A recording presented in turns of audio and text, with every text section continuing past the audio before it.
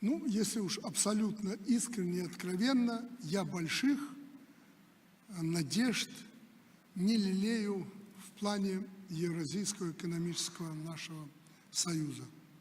Слишком много настороженностей, слишком много разногласий, и что, наверное, совсем неприемлемо, что экономический союз начинает все больше политизироваться.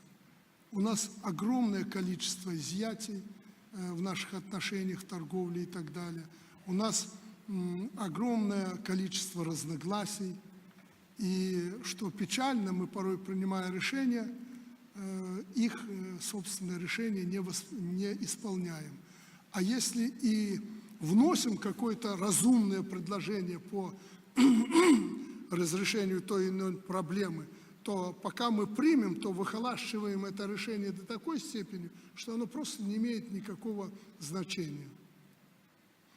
И даже вот свободное перемещение, отсутствие границ в экономике для товаров, капиталов, людей и так далее, каждая страна пытается как-то это обойти и заблокировать это движение.